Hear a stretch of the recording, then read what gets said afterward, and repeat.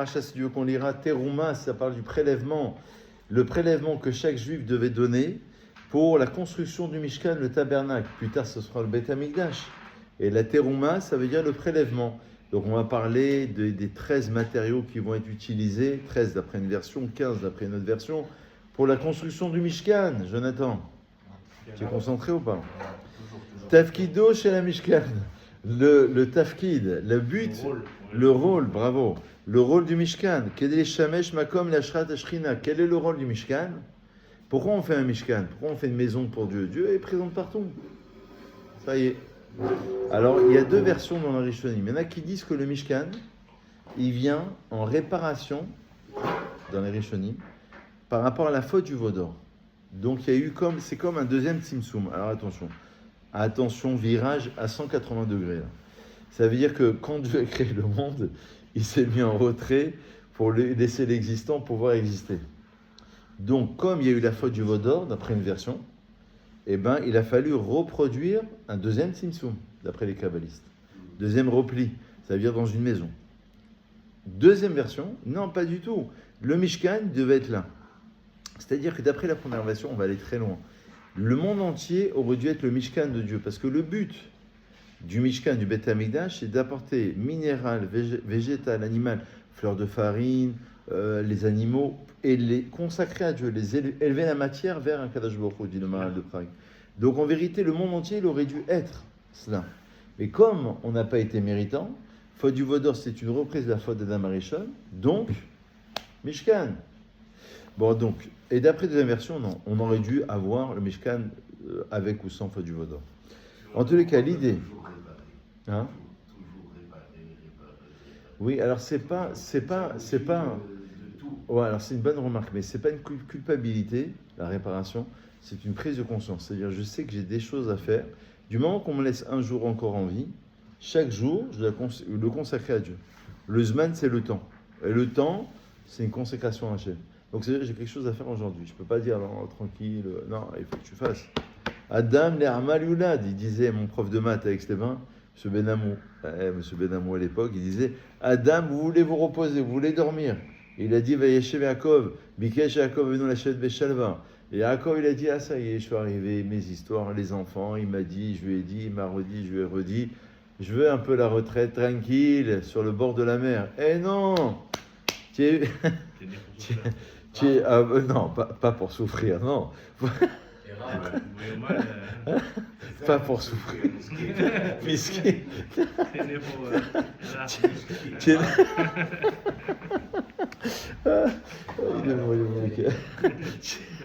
es né pour avancer, pour faire. Oui, attends.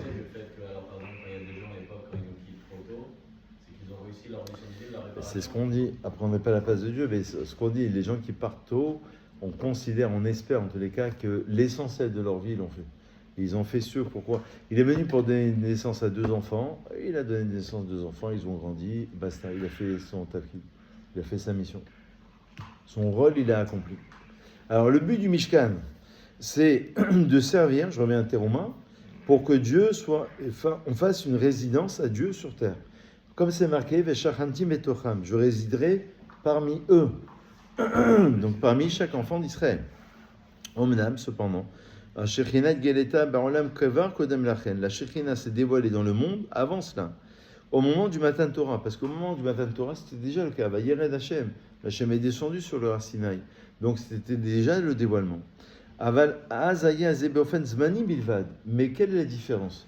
Au moment du Matan Torah, c'était que ponctuel, que pour un temps. Har Sinaï, il a été consacré que pour le temps du don de la Torah. Avant et après, tu peux aller monter sur la montagne si tu veux, du Har Sinaï.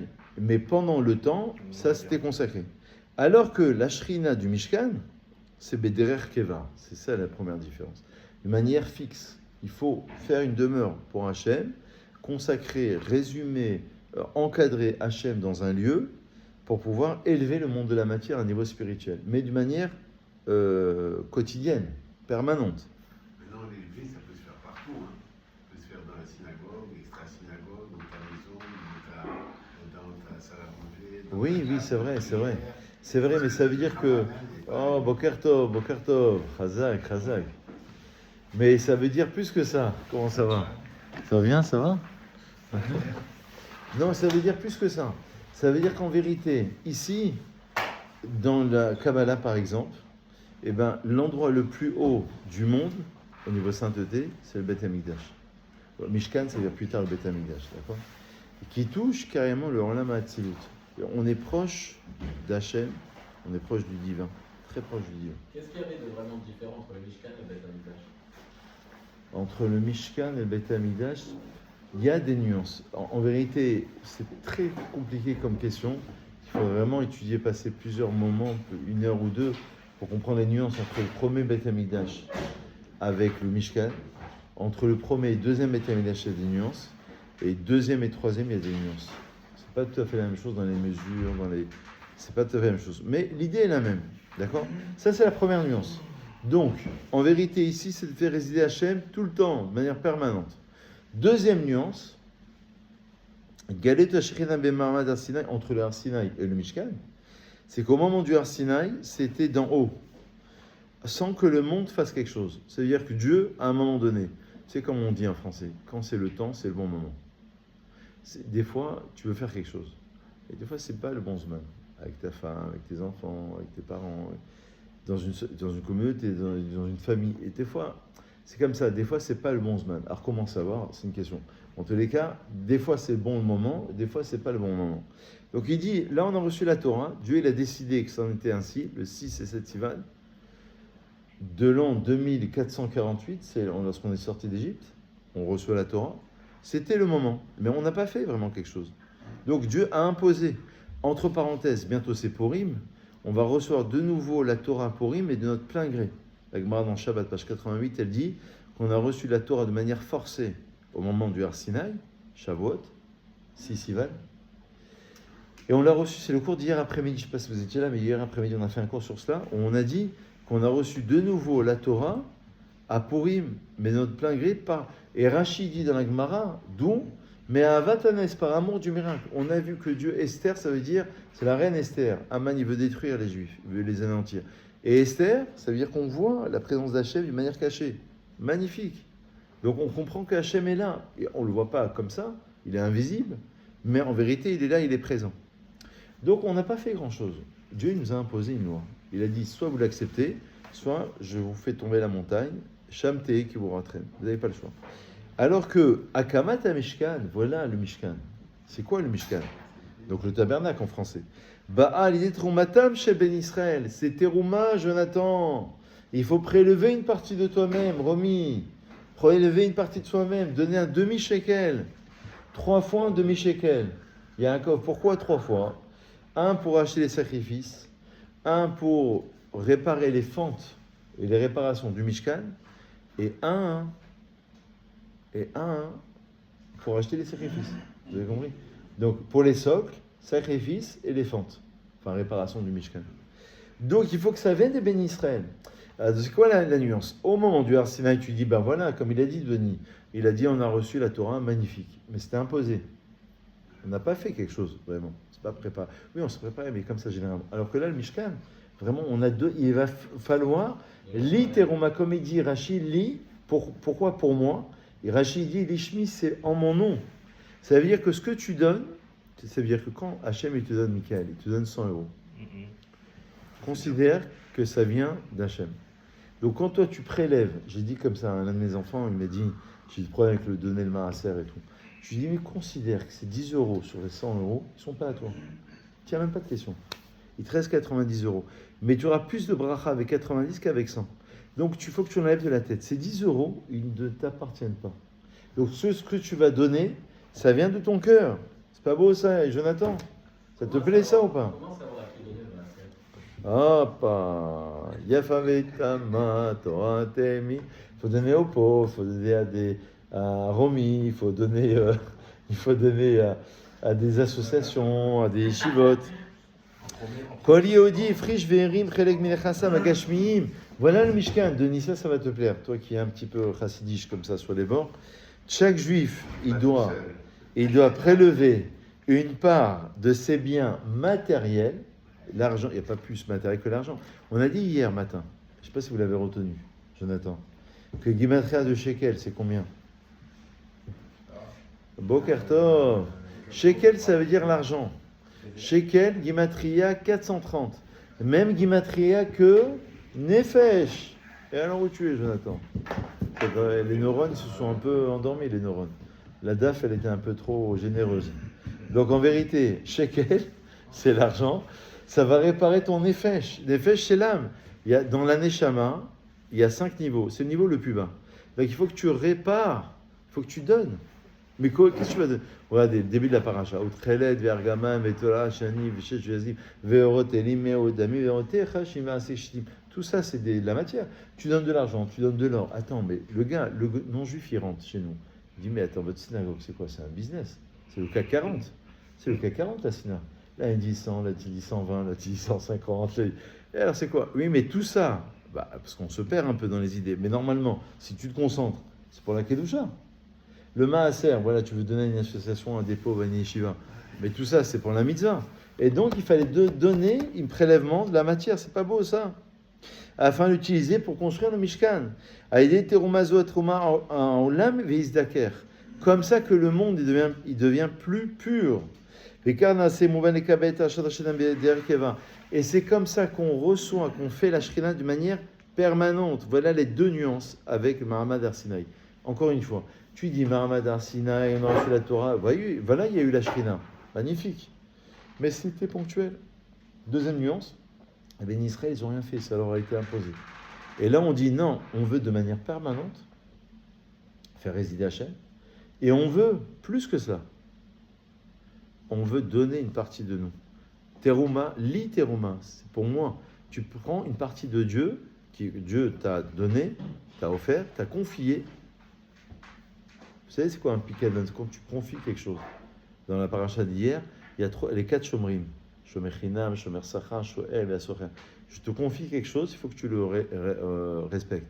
Les enfants qu'on t'a donné, la vie qu'on t'a donnée, l'argent qu'on t'a donné, c'est ce qu'on t'a confié.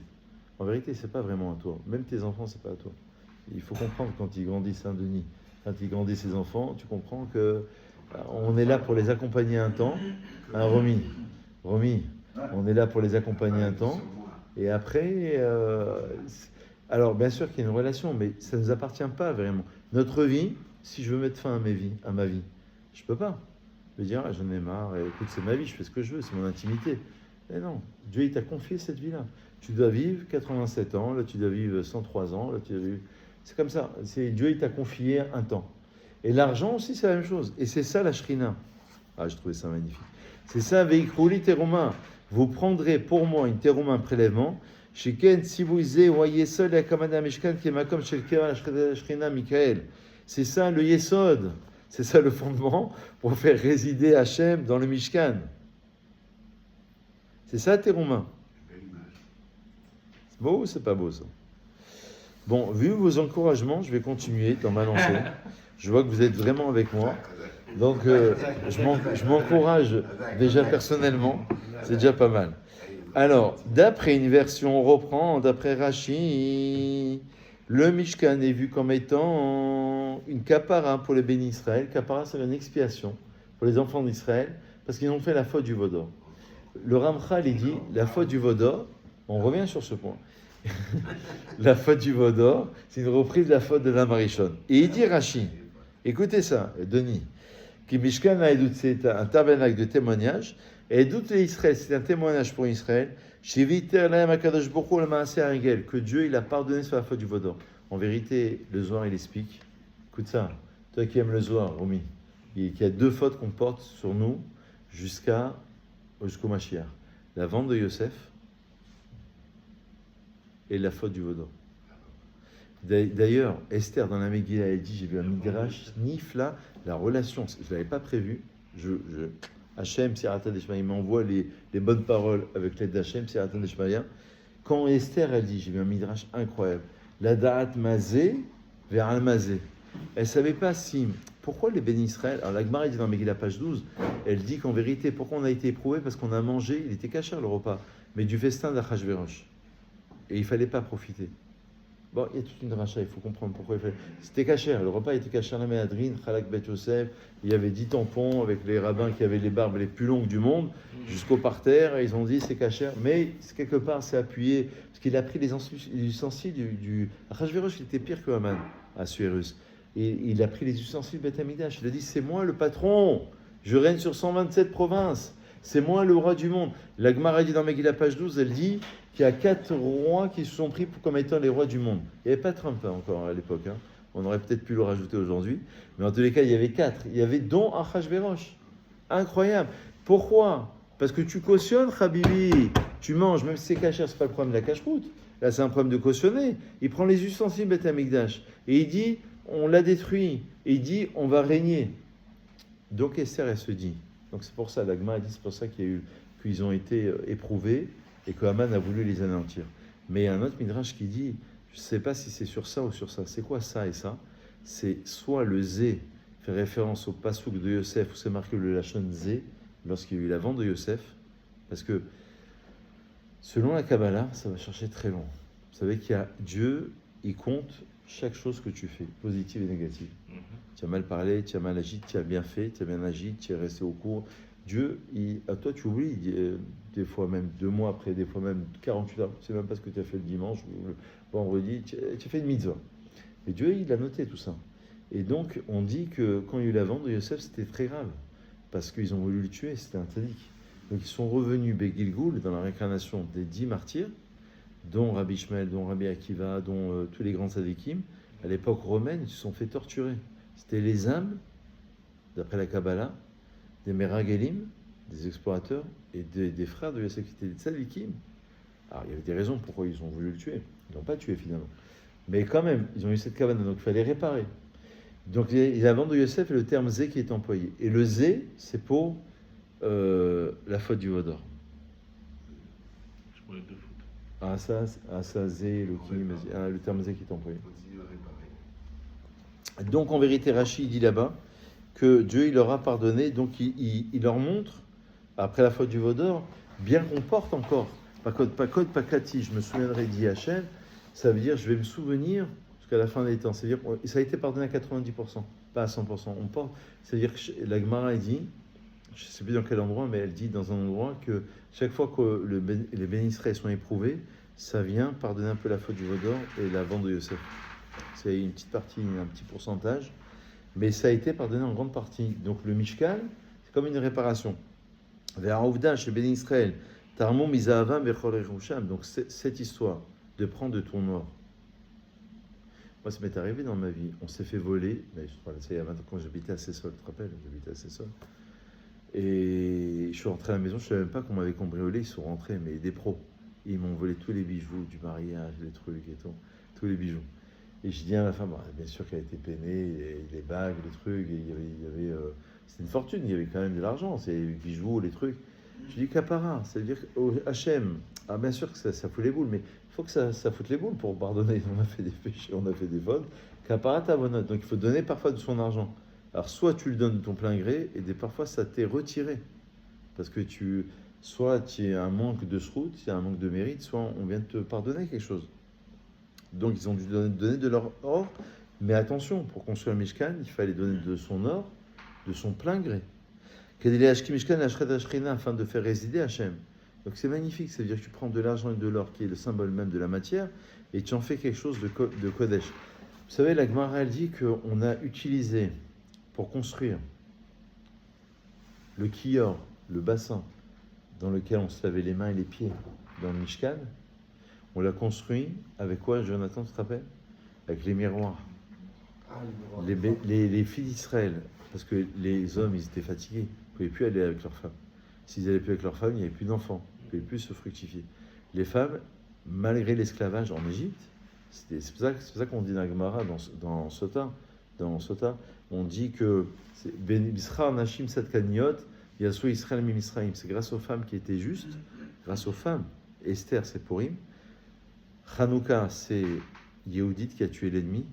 Elle lui a fait boire du vin et du lait, elle a endormi, elle a tué l'ennemi. Yael, dans la Bible, elle a pris le pieu aussi du lait et du vin, elle a tué avec le pieu de la tente, elle a enfoncé sur la tempe Et elle a tué, c'était l'ennemi Racha. Donc il fallait être courageux, les femmes. Et les femmes en Égypte, elles se faisaient belles, elles se pomponnaient pour se faire belles, pour que les maris aient envie d'elles. Après l'esclavage, après 15 heures d'esclavage, qu'est-ce que tu vas avoir? Tu vas rien avoir. Et bien justement, c'est pour avoir des enfants, c'est pour procréer. Et c'est grâce à ces femmes-là qu'on est sorti d'Égypte. Donc c'est ce qu'il te dit. Et Dieu, Moshe, il a dit, c'est pas kavod.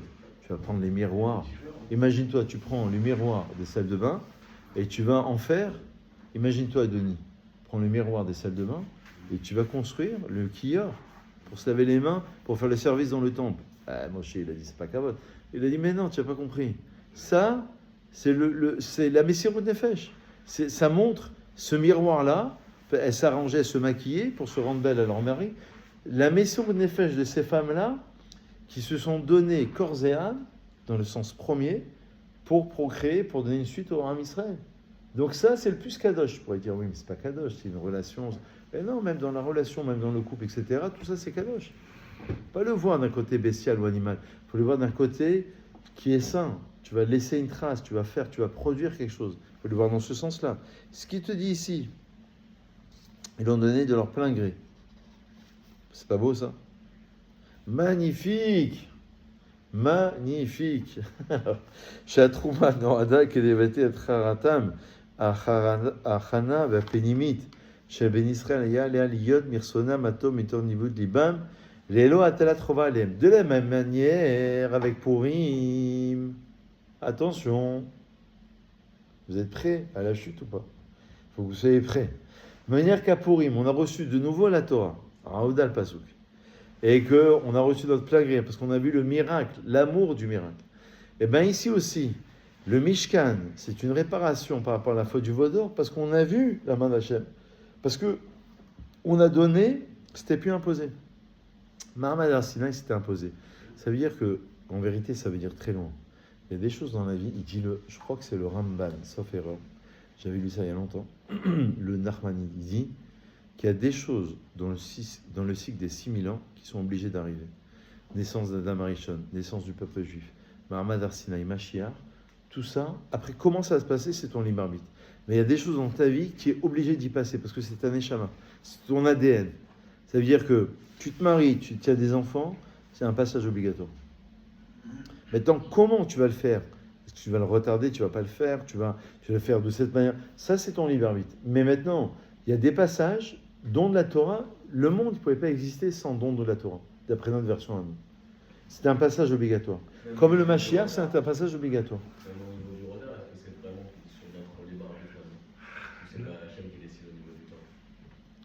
Bon, c'est une association. On avait fait un cours sur le... Je l'ai enregistré sur le libre arbitre. Il faut faire un cours sur le libre arbitre. J'ai fait, tu peux l'écouter. Il faut faire tout un cours sur le libre arbitre. Mais c'est en réponse claire et rapide, c'est une association entre Dieu et l'homme. C'est beau ou c'est pas beau ça? En fait, il faut qu'il y ait une imposition et puis après une acceptation. Dans tout, quand tu prends le Shabbat, c'est imposé, après c'est accepté, beaucoup de choses. Ça veut dire que les événements, ils sont là pour... regarde, que Dieu nous protège. Tu es médecin. Des fois, dans la santé, on t'impose à changer de vie. C'est-à-dire, on te l'a dit pendant 10 ans. Fais attention, ça, c'est... À un moment donné, il n'y a plus fait attention, c'est imposé, mais c'est pour ton bien. Donc le gars, il va avoir un malaise, il va avoir peur, et suite à ce malaise, il va se dire, ah, c'est vrai que la cigarette ou le repas ou le truc, je suis obligé de l'arrêter. Ça veut dire qu'à un moment donné, tu as le libre arbitre, mais à un moment donné, la vie, elle ne te laisse plus le choix. Donc en vérité, tiens, en même temps entre le choix et ce qui était imposé. Tu peux l'appliquer sur tout. Hein. Et après, tu l'acceptes une fois. Et tu sais ce qui a été montré je pense que, et au niveau spirituel, c'est la même chose. Hein. Ouais. Si tu as un métier, tu peux répéter le message. Sans cesse. Le message parce qu'à un moment donné, il y aura une étincelle, une éclair, le gars va faire, même si c'est imposé. Mais si vous en prie, il ne fera pas. Il ne fera pas. Même après imposé, même si imposé, il ne fera pas. On a vu des gens qui étaient sous oxygène et qui continuent à fumer sous oxygène. Tu vois l'histoire? C'est Celui-là, il persiste. Mais parfois, on attend que Dieu fasse le boulot pour nous, mais il faut faire le premier pas. C'est comme ça que c'est ça. Ouverture la Mais mer. c'est la réponse à Jacob. Bravo, Jacob. Mais c'est la réponse. Comme ça, il disait, il y a quelqu'un qui priait tout dessous. Fais-moi gagner au loto, fais-moi gagner au loto. Oui. Il est monté au Vardi. Il lui a dit, moi, il m'a pas fait gagner au loto. Il lui a dit, mais est-ce que tu as joué au loto? Bravo. Il faut s'associer avec la chance. Ça veut dire que des fois, on t'a mis devant tes yeux. Tu tu veux pas le voir. Les ingrédients. Au niveau spirituel, moi je parle au niveau spirituel, Dieu il t'envoie des secousses, comme les turbulences dans les avions, tu vois, tu es secoué, et des fois tu ne prêtes pas attention, tu dis ah c'est un truc, et à un moment donné ça t'est imposé. La vérité elle est face à tes yeux et tu es obligé de la prendre. Après tu as toujours le choix de refuser, il y a des gens qui ont refusé jusqu'à la fin, mais normalement ces secousses dans la vie, les épreuves de la vie, elles sont là. Quand je me parle à moi-même, hein, parce que une personne n'est exclue. Hein. Je ne parle pas à vous, je me fais aussi un cours avant tout à moi. Il disait, le Rabbin Chitri, je ne sais pas si vous avez entendu l'autre jour, Jonathan, il disait Rabbin Chitri, j'assiste à toutes mes conférences que je donne. À chaque fois, il dit ça. J'adore cette expression. Et il dit, je peux donner 10 fois le même cours, parce que des fois, il fait les mêmes cours 10 ou 15 fois. Mais en fait, c'est jamais la même chose, parce que, en fait, quand tu fais un cours qui te porte, mais en vérité, ça te porte déjà en premier lieu. C'est un moussard déjà personnel. Que pour convaincre les autres, il faut essayer de te convaincre aussi. Au niveau spirituel, Dieu, il t'envoie une épreuve, 2 épreuves, 3 épreuves, 5 épreuves. Il faut que tu ouvres les yeux. Il est en train de te dire, mais tu as droit dans le mur. Comme un père qui dit à son fils, alors des fois il écoute pas, mais il lui dit, écoute, ça va pas. Là, ça va pas. Là, ça va pas. Et à un moment donné, c'est la vie qui te rattrape. Et tu es obligé, enfin, après encore une fois, tu es toujours libre arbitre, mais normalement, rationnellement, tu as une prise de conscience. Normalement. C'est ça ce qu'il te dit. Donc il fallait qu'ils donnent de leur or et de leur argent. J'ai beaucoup aimé ce passage. Ah, je termine 5 minutes. Vous avez les 5 dernières minutes. Vous vous rappelez les 5 dernières minutes ou... Les 5 dernières minutes. Alors, les 5 dernières minutes. Alors, Veikrouli Teruma, vous prendrez pour moi une Teruma. Li, c'est l'Ishmi, on a dit d'après Rashi. C'est en mon nom. Pour Hachem. Ah, écoutez bien. Avodat Taboré Mitraleke Lishne Kaim Klalim. Ah, très chassidique. Au nom du Rabbi. Écoutez Sichot, c'est magnifique. Servir le Créateur, il y a 2 manières. Il y a écarte-toi du mal, c'est un verset dans les Télim, Sourmera, Varasetov, et fais le bien. Les chassidim, dont Chabad, dont Breslev, le mouvement chassidique, pas que Chabad, hein, parce que Chabad c'est une des branches, hein, c'est pas, il y en a des centaines des branches chassidiques. C'est fais le bien, et le mal il va partir. Mets les tefilines, le gars il fait pas chaver, mange ta rêve, c'est pas grave, il va mettre les tefilines, et c'est vrai. Et ça va lui allumer une petite lumière dans la tête, les mochines, ils appellent ça les cerveaux, et ça, en mitzvah, goreret mitzvah. Moi l'autre jour, je suis parti au cimetière, incroyable. Rien à voir. On est 3-4 dans la voiture. La femme, elle me dit, elle a une 60aine d'années, la femme. Elle me dit, ça fait 30 ans que je suis séparé de mon mari, je connais très bien son ex-mari. Il vient ici et je connais très bien. Bon. Et elle m'a dit, j'ai pas reçu le guet. Je dis, c'est pas possible. Mais pourquoi vous me dites maintenant? Pourquoi on m'avait pas appelé il y a 10 ans? Ah, on m'a oublié, les trucs, les gens pas religieux. Un mois après, je l'ai organisé, elle a reçu le guet. Mitzvah, je lui dis, c'est le route de votre père. On est parti au cimetière, rien à voir. Donc, c'est incroyable. Mais j'ai des histoires. Un mois après, elle a reçu. 30 ans. Elle pleurait le jour du gâteau. Elle m'a dit merci, monsieur le rabbin. Je lui ai dit écoutez, c'est le route de votre père. Moi, j'étais qu'un chaliard. On est parti pour prier sur la tombe de votre père. Elle me dit on discute. On était plusieurs dans la voiture. Et elle m'a demandé est-ce que j'ai une petite question à vous poser? Moi, je pensais que c'était un truc sur Shabbat, cache-route. Je lui ai dit mais c'est catastrophe. 30 ans. Je lui ai dit mais attendez, mais c'est important. Et je lui ai dit c'est le route de votre père. C'est incroyable. Et je l'ai mis en contact. Et le gars, il m'a dit, il va pas venir. Je lui ai dit, non, moi je le connais. Il m'a dit, oui, il viendra, il est venu. Je lui ai dit, moi je le connais, c'est un gars, il n'est pas religieux, mais il a une parole. Quand il dit oui, c'est oui. Quand il dit non, c'est non. Et il est venu, il était fatigué ce jour-là. La semaine dernière, ça s'est passé. Et il est venu, et il est resté quelques minutes. Et après. Il a oublié lui aussi? Ouais, tu sais, ils sont pas religieux. Des fois, ça passe dans les. J'en ai eu des centaines, pas des centaines. C'est son père qui l'a délivré. Je pense que c'est le truc. Moi, j'étais qu'un chaliard. Je dis, vous m'avez tendu la main et j'ai réalisé la mitzvah grâce à vous. C'est incroyable. Et le rabbi il dit ça. Le rabbi il dit ça. Et Denis, le rabbi. Jonathan, il a là. Le rabbi il dit, tu vas lui mettre les tefilines. Mais c'est magnifique. Ça, c'est Varasetov. Il y a l'école lituanienne qui dit Sourmera, non.